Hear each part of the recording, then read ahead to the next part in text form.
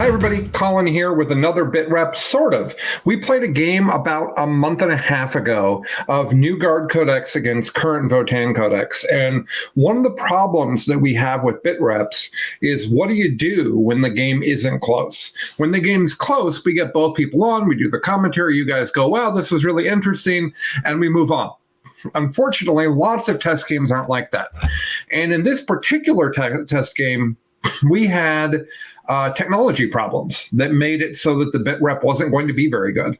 And so what I've done here is I've created a presentation, a short one, so that I can tell you guys the story of that game and what's interesting about it without having to go into the nuance of the tech thing broke and here's where I'm rolling dice and here's where Chuck's rolling dice.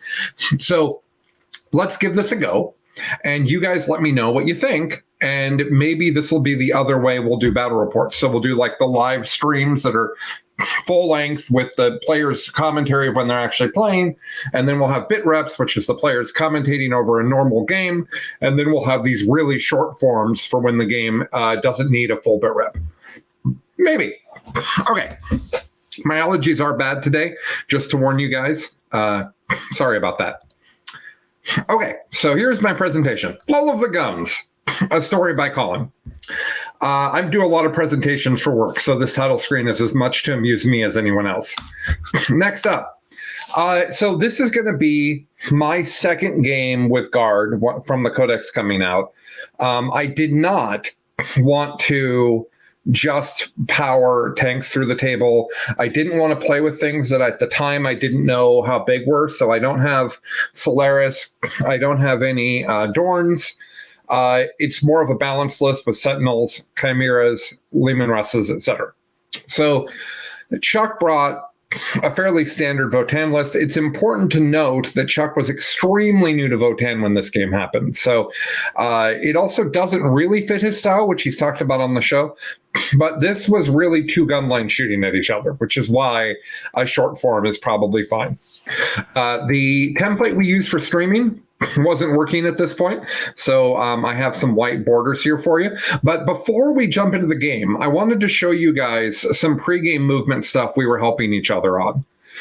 So up here, you've got the Votann army really hiding from the Guard army, and then the Guard army spread out down here. I'll talk about where everything is in just a moment.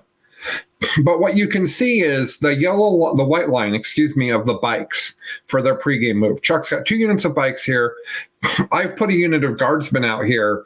And what we're doing is we're measuring and talking screening to make sure that these bikes can't come down here, shoot them, charge into this Chimera, wrap me all up. I don't have close combat. I don't want that to happen. I don't want the bikes touching a whole bunch of my vehicles. So we did a lot of moving things around to support that. Then we also looked in our kind of pre-game practice. We also looked at where the tanks, the Votann tanks could get and what they could shoot at. And we determined that my deployment was wrong. So Chuck helped me and I helped him, and we kind of redid our entire deployment, and it looked like this when we were done. So Chuck did go first, and he pregame moved his bikes to the bottom right hand corner, and you can see that I've moved things around quite a bit. I'm sure you can't see how tiny my mouse cursor is. In fact, why don't we take me away? Ooh, look at that.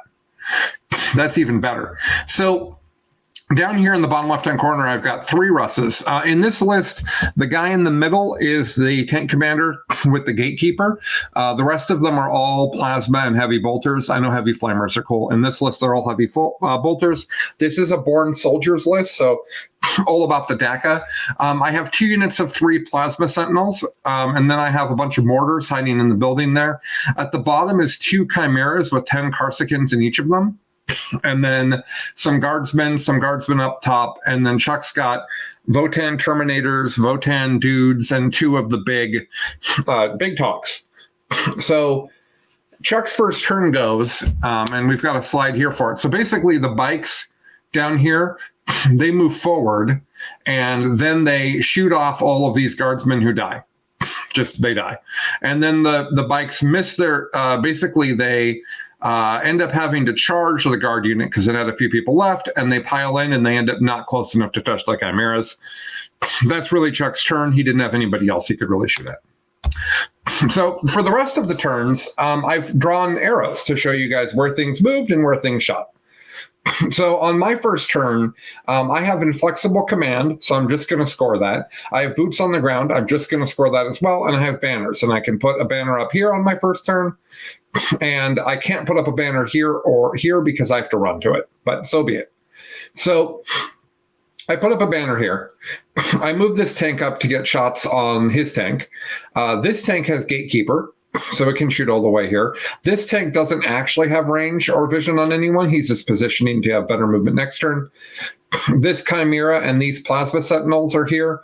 There's also a Chimera right here. Some of this shooting is going into these bikes. The rest of it's going up here at the tank. So the idea here on my first turn is I need to kill these bikes. They're so fast that they can just, and they fly. They can literally jump over here and start killing infantry and mortars and touching tanks and just all bad. So I have to kill them. And then the scariest thing in these Votann lists is those two big super tanks.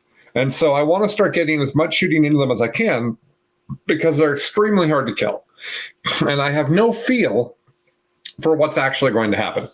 Okay? So you can see that he's got bikes down here that I have to take care of because they can fly. Super important. I don't want them to jump over my stuff and touch everything. He's got bikes here, and he's got a tank here. So now I've started drawing arrows to show you guys what's going on. So I've positioned this tank to shoot heavy plasma here, 36 inches. That's how long that line is. Back here is a Gatekeeper, so it has a longer range. It gets to shoot as well. I've got plasma inceptors down here with the banner to shoot through the forest. This is a forest, and this is a forest above it. We could shoot through the forest at this tank, and then more of my shooting will go here. I also do drop Karsakins in the middle of the table, and the Karsakins not only help with the big tank, but they also shoot these bikes on this objective down here. So at the end of my turn one, I have killed off his tank because so much guard shooting. I have killed both units of bikes, and I have a unit of Karsakins in the middle of the table, and I also have a guardsman unit that was able to move out and banner. So I have banners on two objectives. Oh, I have a banner on the third one as well. It looks like they were able to get there without having to advance. So I've bannered on 3 different objectives, and I've killed a lot of Chuck's army, and I have board control with the Sentinels up here and the Karsakins in the middle of the table.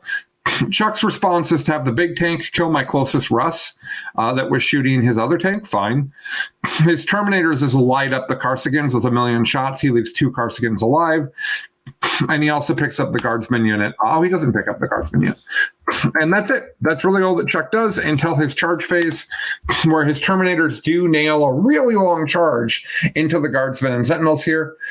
That kills mostly a sentinel, but it does jack me up on the objective. The next turn is where things get really crazy. I move up pretty aggressively. So this Russ moved here. It's got a judgment token on it. Sorry, not judgment. Grief, hatred. No, vengeance. I don't know. Grudge token. Man, I really had to do word association there. All right, so a Chimera moved up here. A Chimera moved somewhere mysterious. Oh, right, over here with an advance. 2 Russes here. Plasma Sentinels here. The other Sentinels were in combat, so they fell back up here. My Guardsmen fell back so I could shoot the Terminators. You could see that a lot of shooting went that way, including the second unit of Karsakins, but I'm out of CP, so they didn't do the mortal wound thing.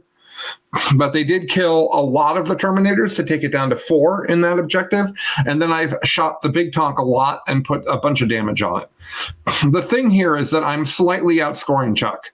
My secondaries are just scoring faster than his, but the bigger deal is not only is he losing Votann stuff quickly, but I'm also pushing him back off the table. So yes, he's got Terminators in the upper left-hand corner, but if you look at the rest of the table presence of his shooting army, the whole thing is in a 18 by 18 inch box, right? And that's not how you win at 40K. So at this point, Chuck and I are already talking about the fact that the game's over, just to give you guys an idea of how we see it.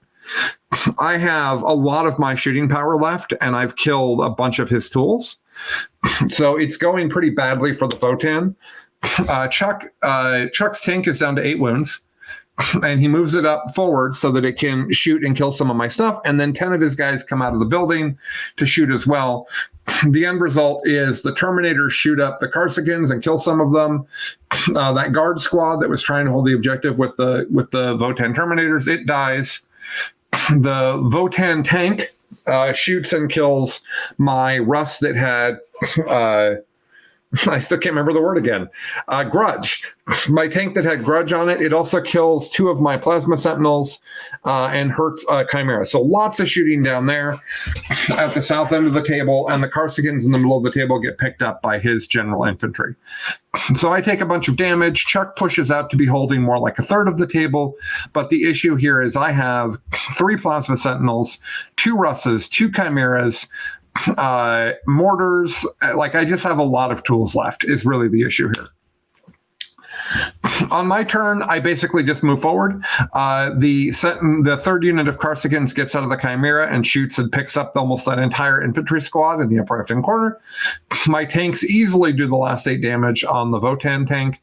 I shoot up and get him down to 1 Terminator in the upper left-hand corner and then charge it with my Chimera. It has no chance to kill my Chimera. That Terminator is not OBSEC. The Sentinels and the Chimera outnumber that 1 dwarf that's there. And so at this point, at the end of this turn, Chuck has 1 infantry unit and some characters standing on his objective, and I own the table.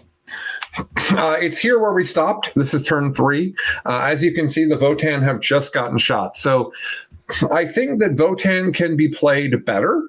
I really do. Chuck would acknowledge that, and he was very new to Votann. My concern here is I didn't take the most powerful guard list I think I can take. And unfortunately, even with Chuck using Forest pretty well and trying to hide his army, Votann has so few units and so little screening that the Karzakins were a massive problem for him, and the long range of the tanks was an issue. His tanks can kill like a Russ each turn, and my Russes and Plasma Sentinels can just wreck him. So not a great game for the Votann. I'm not a Votann expert, but I did want you guys to see what early testing of Guard and Votann looked like into each other. I hope you guys benefited from this. It is much faster than they normally are. Please let me know what you thought. I'm happy to do more that are kind of this style as we have games that are appropriate. Love y'all. Bye for now, guys.